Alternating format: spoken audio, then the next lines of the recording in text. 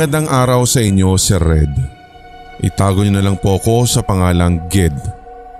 Kayo po talaga ang napili kong padalhan ng karanasan kong ito dahil una sa lahat ay paborito ko kayo at ikalawa, nakakahatid po ng relaxation yung boses ninyo kahit po horror stories ang aking pinakikinggan.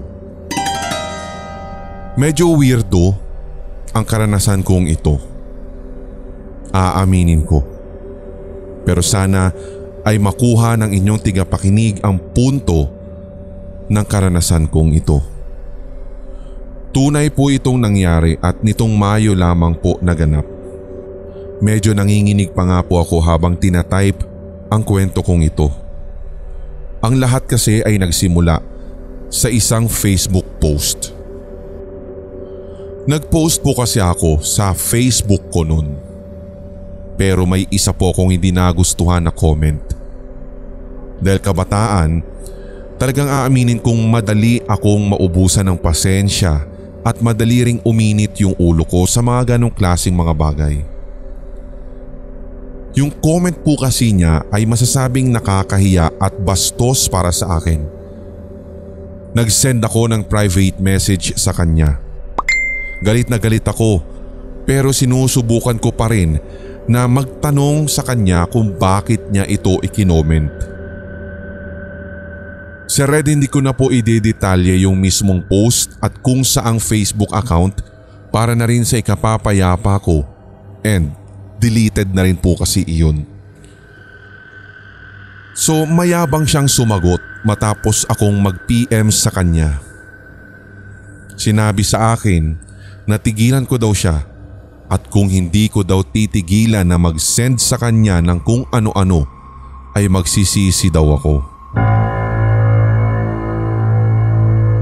Sinabi pa niya sa akin na ako raw ang nagtutulak sa kanya na gumawa ng masama. Kaya habang maaga ay wag daw ako magti-trigger sa kanya.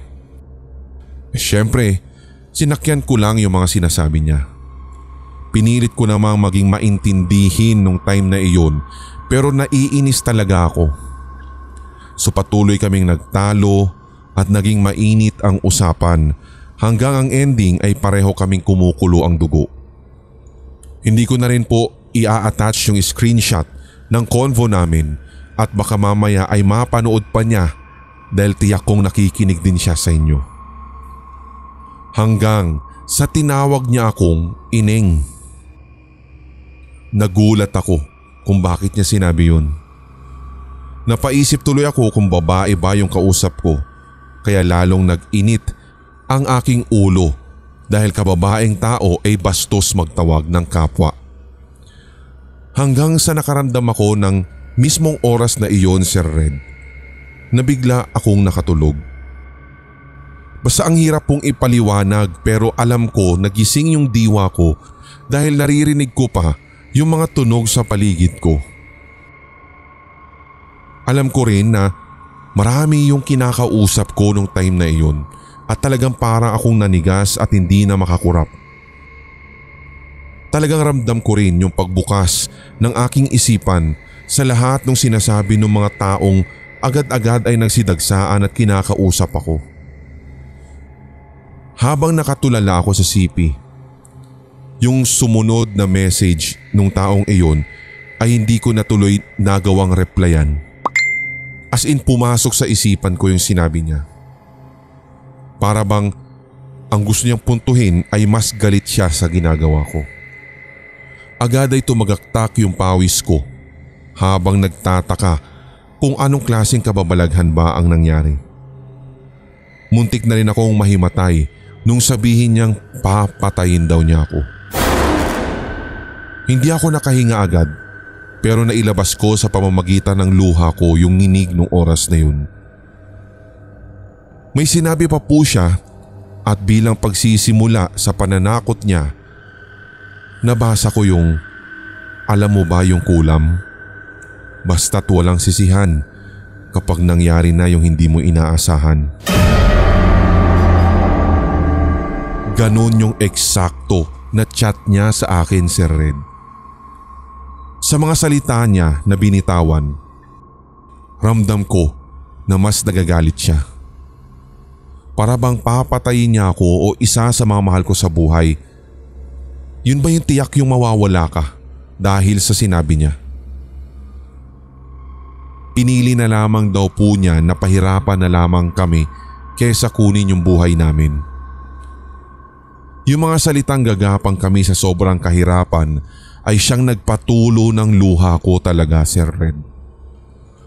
Hanggang nag-send na siya ng kung ano-anong klaseng mga wika na hindi ko naman alam kung anong ibig sabihin. Pero sabi niya, ito daw ay yung mga salita na magiging susi sa katuparan ng lahat ng mga sinabi niya. Hindi daw ito isang chat lamang, kundi isang sumpa. Matagal at marami pa po siyang sinabi sa akin sa convo hanggang sa mabanggit niya yung mga salitang, palalagpasin ko ito kung hihingi ka ng tawad sa akin. Hanggang sa maramdaman kong maya-maya binitiwan niya ako. Basta bigla po akong nagising nung time na iyon at alam kong binangungot lamang ako. Maaaring nung nasa ilalim ako ng pagkakabangungot ay kung anong spell o sumpa na yung gumagana nung sandaling iyon, pero hindi ko talaga maintindihan.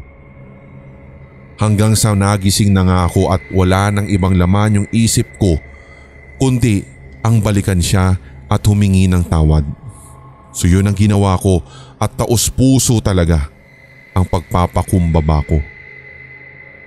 Inamin ko lahat ng mali sa mga ginawa ko sa kanya, pero parang himala na nakaligtas ako sa tiyak na kapahamakan at kamatayan.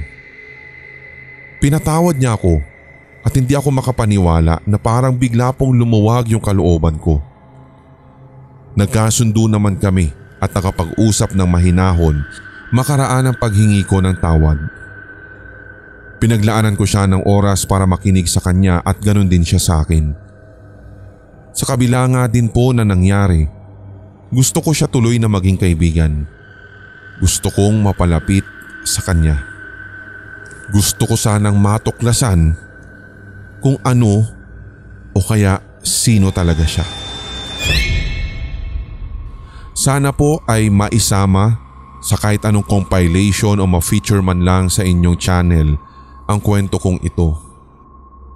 Basta't tungkol naman po dun sa kasunduan namin ay sa susunod ko na lamang po ibabahagi sapagkat kulang yung oras ko sa sandaling ginagawa ko po itong part 1 ng kwento kong ito. Basta't ang importante ay ang aral sa kwento kong ito na dapat ay maging mapagpakumbaba at matuto na humingi ng tawad kung nararapat. Ingat po kayo lahat and more power sa staff ninyo dito sa Sindak. I love you po, Sir Red.